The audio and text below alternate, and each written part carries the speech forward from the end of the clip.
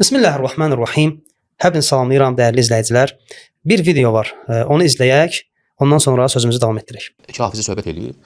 Biri-birinə söhbət edirlər. Deyir ki, sən deyir, o bəlkə problemi var. Xəstəliylə bağlı. Bəlkə. Yəni müalicəsi yoxdur da, indi üst tutmalıdır. Bu deyir, sən niyə Allah üst tutursan ki? Sən problemin Allah ilə də maraqlı deyil. Hayır, üst tut İmam Rızaya da şəfa ocağıdır deyir. O tez eşidəcək deyir. Sən görmürsən, Bəbul Həvaic. Belə bir şey var, qapı var şeydə, məşəddə. Bəbul Həvaic, ehtiyaclar qapısı. Qardaş, ehtiyacın yoxdur. Mənə görə ehtiyaclar qapısı Allahdır. Bütün ehtiyaclar yönəlir ona. Niyə Allah'a danışmırsan ki, dərdi? Çünki Allah ikinci plandadır. Vallahi qardaşım, qövmdələr yəni. Ona görə biz deyirik ki, indiki bu şirk qoşanlar yoxdur mu şirklər? Bunların şirki daha əşəddir o birisilərdən. O birisilər yəni bəd ayaqda deyirlər, Allah'ı üst dururlar yəni. İndikilər var yaxşı, pis, hamısı olardı yəni. Əgər diqqət etdinizsə, bu şəxs gəlir iki nəfərin arasında olan söhbəti nəql edir. Biz bilmirik bunun hardan deyir, əsası var, həqiqətdir yoxsa yox. Sən bir məzhəbin etiqadının nə olmasını öyrənmək istəyirsənsə, gərək onların alimlərinə müraciət edəsən və onların dini mətnlərinə müraciət edəsən. Şiənin dini mətnlərində Allaha sığınmaq barədə, Allahı çağırmaq barədə, ya Allahdan qeyrisini çağırmamaq barədə kifayət qədər bizim mətnlərimiz var, bizim hədislərimiz var və dualarımız var.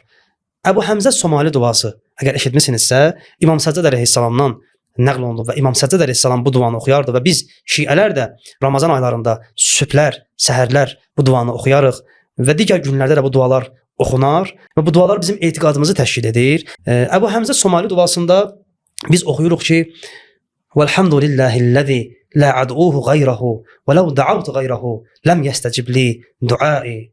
Deyir, həmd olsun o Allaha ki, mən onu çağırıram, ondan başqasını çağırmıram. Əgər ondan başqasını çağırsam, mənim duam qəbul olmaz, yəni istəyim yerinə getməz, arzuma çatmaram.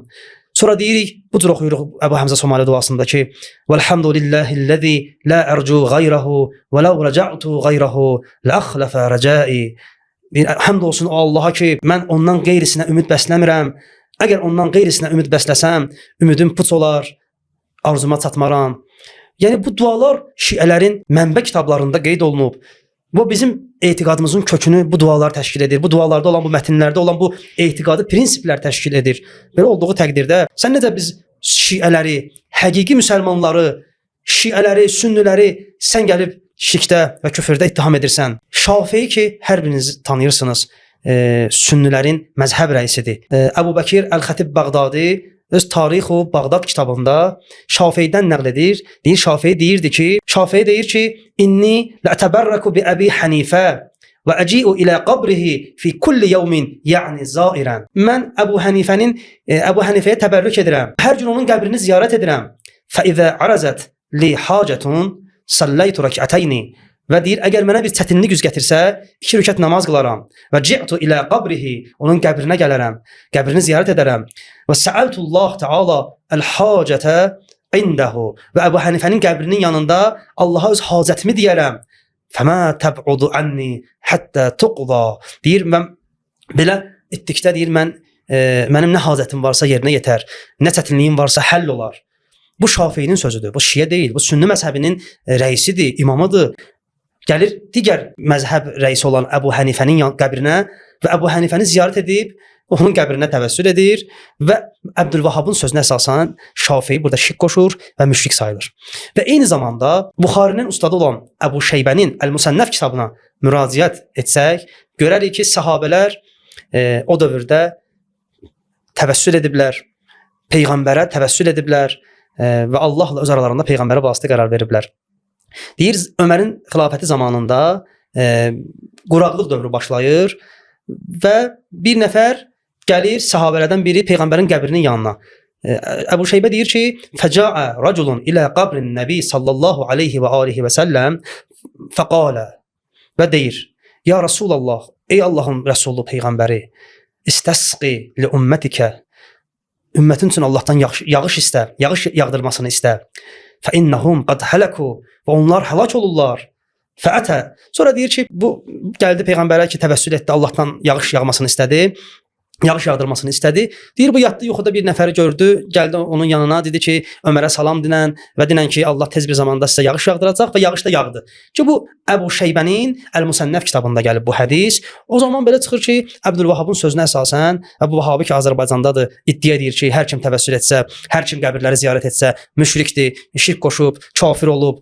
O zaman belə çıxır ki, bu sahabelər də elə müşrik olublar, kafir olublar. Əbu Şeybə də kafirlərdən danışıb öz kitabında. Və eyni zamanda sünni kitablarında, sünni mənbələrində peyğəmbərin də təvəssül etməsi barəsində hədislər var.